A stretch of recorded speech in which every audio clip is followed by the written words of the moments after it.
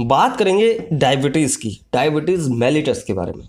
ठीक है, ये क्यों हो जाती है, क्या कारण होते हैं, इसका ट्रीटमेंट क्या होता है, कौन सी दवाइयाँ चलती हैं जो आप सुनते हैं अक्सर, मेटफॉर्मिन, ग्लिनिफ्राइड, ये सब क्या होता है, सबके बारे में जानेंगे। तो वीडियो को आप पूरा देखें जिससे आपको संपूर्ण जानकारी मिल सके। तो शुरू करते हैं दोस्तों। यहाँ पे डायबिटीज़ दो तरह का होता है, एक इंसिपिडस होता है और एक मेलिटस होता है। तो इंसिपिडस के ऊपर अपन दूसरा वीडियो बनाएंगे कभी।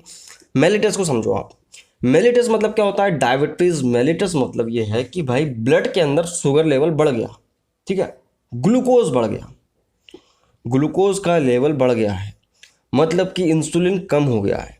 इंसुलिन एक ऐसा हार्मोन होता है हमारे शरीर के अंदर जो कि पैंक्रियाज की बीटा सेल से निकलता है। क्या पैंक्रियाज होता है हमारे शरीर में, अग्नाशय जिसे हिंदी में बोलती हैं, अग्नाशय की बीटा सेल से क्या निकलता है, इंसुलिन। इंसुलिन का काम ये है कि भाई पूरी बॉडी में ग्लूकोज जहाँ पे भी होगा उसको लेके आना और उसको सेल्स तक पहुँचा देना ताकि वो अपना काम कर सके।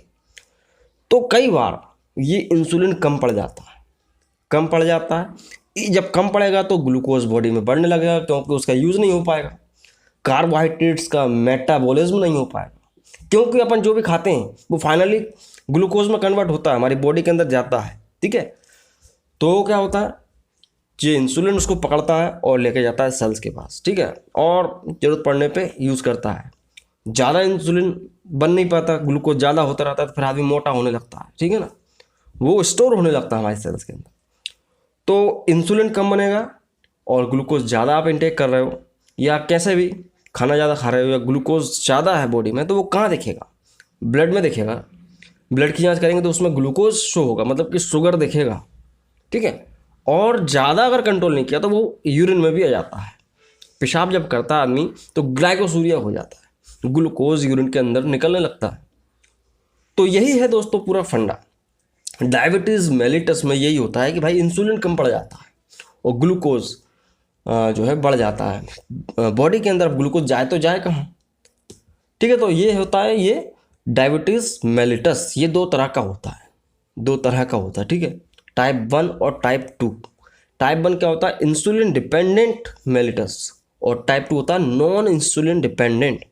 मतलब कि टाइप 1 में ये है कि भाई इंसुलिन ही कम पड़ गया है, ये डायरेक्ट इंसुलिन पर डिपेंडेंट है ये वाली डायबिटीज़। इंसुलिन कम पड़ गया है, ब्लड के अंदर ग्लूकोज लेवल बढ़ गया। एक यहाँ पे टर्म है दोस्तों, वो आप समझ लो जिससे आपको थोड़ी सी आसानी होगी, कई लोग नहीं समझ पाते हैं। इंसुलिन रेजिस्टेंस भी होता है। इंसुलिन रेजिस्टेंस क्या होता है, जो आपको मैं पहले बता चुका हूँ। इंसुलिन है नहीं बॉडी के अंदर, इतना बॉडी प्रोड्यूस नहीं कर पा रही है। हार्मोन है जो कि जाहिर सी बात है मेटाबॉलिज्म में हेल्प करेगा। इंसुलिन बन नहीं पा रहा है और बॉडी में आप ग्लूकोज और लेते जा रहे हो तो बॉडी क्या करेगी, हार मान लेगी, भाई अब हम इसको नहीं कर सकते कैरी। अब वो ग्लूकोज कहाँ घूमेगा, पूरे ब्लड में घूमता रहेगा क्योंकि उसका यूज़ होना नहीं। जब ये सब होगा तो कुछ सिम्टम्स देखने को मिलते हैं आदमी को। क्या क्या सिम्टम्स देखने को मिलते हैं ये समझो आप। इसमें जो है थकान होती है, मोटापा बढ़ने लगता है, पेशाब ज़्यादा लगती है, भूख ज़्यादा लगने लगती है, आदमी को भूख भी लगती है।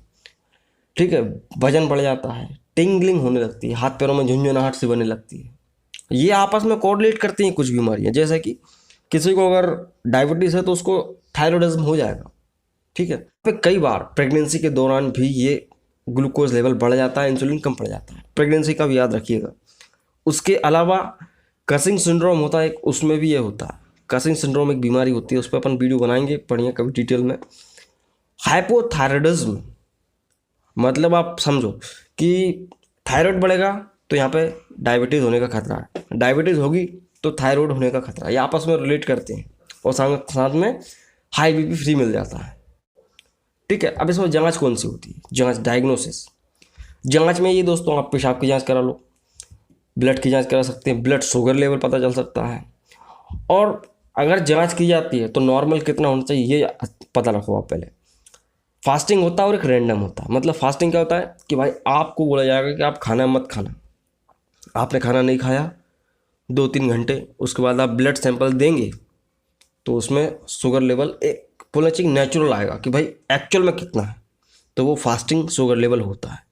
वो कितना होना चाहिए फास्टिंग शुगर लेवल, मतलब खाली पेट कितना होना चाहिए, 70 से लेके 110 मिलीग्राम पर डेसीलीटर में होना चाहिए, 70 से 110। अगर खाना खा लिया है, रैंडम है, कभी भी आप जाकर करा रहे हैं तो कितना होना चाहिए, 200 से तो कम होना चाहिए। ठीक है, वो ज़्यादा रहेगा, 110 से थोड़ा ज़्यादा रहेगा क्योंकि आपने खाना खा लिया, ब्लड में शुगर पहुंच जाएगा, तो वो 200 से कम रहना चाहिए। ठीक है, ज़्यादा नहीं होना चाहिए। अगर इतना है तो ठीक है, नॉर्मल है, चलता है। कई लोग प्री डायबिटिक भी होते हैं, प्री डायबिटिक को समझना जरूरी है क्योंकि कई लोग होते हैं मोटे लेकिन उनको डायबिटीज़ नहीं होती, उनको कोई समस्या नहीं होती। अगर उनकी जांच की जाएगी तो हो सकता है थोड़ा बहुत ज़्यादा निकल जाए, लेकिन उनको शुगर नहीं है, मोटे हैं लेकिन वो कंट्रोल नहीं करना चाहते, तो ऐसे व्यक्तियों को प्री डायबिटिक बोलते हैं। ये व्यक्ति ऐसे होते हैं भाई 5-6 साल के अंदर इनको डायबिटीज़ होना ही है, अगर ये कंट्रोल नहीं करेंगे अपनी डाइट पे और अपना लाइफस्टाइल नहीं बदलेंगे तो इसके डायरेक्ट कारण की बात की जाए अगर, कि डायबिटीज़ होती ही क्यों है, मेलिटस क्यों हो जाता है, तो देखो भाई इसके कुछ ऐसे कारण हैं। जेनेटिकल है भाई, माँ बाप को थी, बच्चों में भी पॉसिबल कि हो जाए। ऑटो इम्यून डिजीज़ हैं कुछ, उनके चक्कर में हो जाता है। जैसे कि भाई बहुत सारी ऑटो इम्यून डिजीज़ होती हैं, जैसे कि HIV कोई आप लेके चल लो तो इन्फेक्शन हो गया बीटा सेल्स में तो भी हो सकता है। एज है, आदमी की उम्र बढ़ रही है तो हो सकता है। आजकल तो छोटी छोटी एज में भी शुगर बढ़ने लगा है। खैर, प्री डायबिटिक ये आ गया, प्री डायबिटिक, तो प्री डायबिटिक लोगों को भी हो सकती है डायबिटीज़ मेलिटस। अभी बात करेंगे ट्रीटमेंट की। तो अभी अपन ने क्या समझ लिया, डायबिटीज़ इंसुलिन की कमी से होती है, और मैं आपको बता दिए कारण, टाइप्स बता दिए और इसके सिम्टम्स। ट्रीटमेंट की बात की जाए तो मेडिकल में तो बहुत सारे ट्रीटमेंट है, एलोपैथिक में बहुत सारे ट्रीटमेंट में, और आयुर्वेद में भी है, होम्योपैथ में भी है। उनके बारे में ज़्यादा जानता नहीं, मैं आपको बताऊंगा एलोपैथी के बारे में। ठीक है, अगर ऐसा लग रहा है कि शुगर लेवल बढ़ गया है तो आपको जांच कराना पड़ेगी। अगर सिर्फ और सिर्फ ब्लड के अंदर थोड़ा बहुत शुगर है, यूरिन में नहीं है, तो वो क्या, देखो भाई ब्लड के अंदर शुगर तो किसी का भी बढ़ सकता है, थोड़ा बहुत शुगर तो ज़्यादा कम ज़्यादा होता रहता है, मेरा भी होता रहता है, वो पता नहीं चलता। अगर ब्लड के अंदर शुगर 130 से लेके 180 तक खाना खाने के बाद, तो उसमें आपको घबराना नहीं है। कब नहीं घबराना है कि आपको यूरिन की जांच भी कराना पड़ेगी कि यूरिन में तो नहीं है। अगर यूरिन में नहीं है तो आप उसको नॉर्मल अपना हेल्दी डाइट लेके उसको कंट्रोल कर सकते हैं। हेल्दी डाइट में क्या हो सकता है भाई, आप जो है लीन प्रोटीन लो, होल ग्रेन लो। होल ग्रेन मतलब कि जंक फूड वाला नहीं, मतलब जो आप नेचुरल रोटी वगैरह खाते हो, अनाज वो ले सकते हो आप, स्प्राउट्स खा सकते हो, दालें खा सकते हो, खूब दाल खा सकते हो। ठीक है, और फल सब्जियां, हरी पत्तेदार सब्जियों को खा सकते हैं। तो ये, और थोड़ा बहुत एक्सरसाइज, ज़्यादा हैवी एक्सरसाइज नहीं करना है कि आप जिम में जाके डंबल्स मारने लगो, ऐसा नहीं करना। हल्का फुल्का ऐसा घूमने चले जाओ सुबह शाम, जॉगिंग वगैरह ये सब कर सकते हैं, तो इससे कंट्रोल हो जाएगा अगर ब्लड के अंदर है सिर्फ और सिर्फ। ठीक है, तो इसके अलावा बात आती है भाई ब्लड में भी है और यूरिन में भी आ रहा है, तो समझ लो ये अब इसमें इलाज की ज़रूरत है। इलाज क्या दिया जाएगा, यहाँ पे 110 से ज़्यादा है यूरिन के अंदर भी और दिक्कत आ रही है, तो ग्लूकोनोरम टैबलेट आपने सुना होगा। ग्लूकोनोरम मतलब कि मेटफॉर्मिन 500 मिलीग्राम का टैबलेट आता है, वो दिया जाता है सुबह शाम 1 गोली। ठीक है, और ग्लिमिप्राइड, चाहो तो ग्लिमिप्राइड भी दे सकते हैं, या तो मेटफॉर्मिन या ग्लिमिप्राइड। ग्लिमिप्राइड 1 मिलीग्राम का टैबलेट आता है सुबह शाम, वो दिया जा सकता है। या इसके अलावा इनका कॉम्बिनेशन भी आता है, ग्लिमिस्टार करके एक टैबलेट आती है, ब्रांड नेम है ग्लिमिस्टार, उसको मैं प्रमोट नहीं करता हूँ, आपको जो मिले वो आप ले लेना।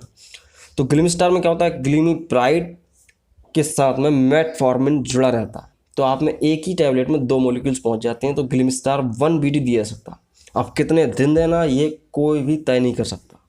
10 से 15 दिन दिया जाता है, उसके बाद जांच की जाती है भाई कि कंट्रोल हो रहा है या नहीं हो रहा। अदरवाइज या तो इसको बढ़ाया जाता है या तो चेंज किया जाता है एंटी डायबिटिक दवाइयाँ के।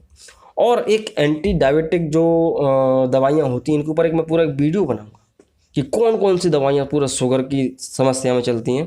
पूरा एक group of medicine, group of drugs का जो अपना सीरीज है उससे मैं बनाऊंगा, शायद 4-5वां पार्ट रहेगा वो आप देखिएगा। उसमें पूरी की पूरी एंटी डायबिटिक दवाइयों को मैं कवर करने वाला हूँ। ठीक है, तो यही इसका ट्रीटमेंट होता है।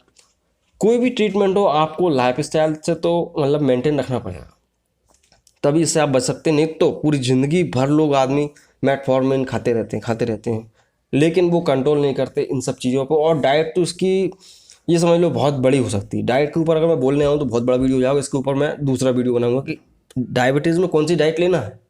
कई लोग कन्फ्यूज़ होते हैं। ठीक है, उसको आप देखना, अच्छा लगेगा आपको। तो आज के लिए इतना है दोस्तों, आई होप कि अब आप समझ गए होंगे कि भाई डायबिटिक्स मेलिटस क्या है, और इंस्टिपेटस पे भी वीडियो बनाऊंगा मैं, वो भी देख लेना। तो मैं मिलता हूँ अगले वीडियो में दोस्तों। जय हिंद, वंदे मातरम।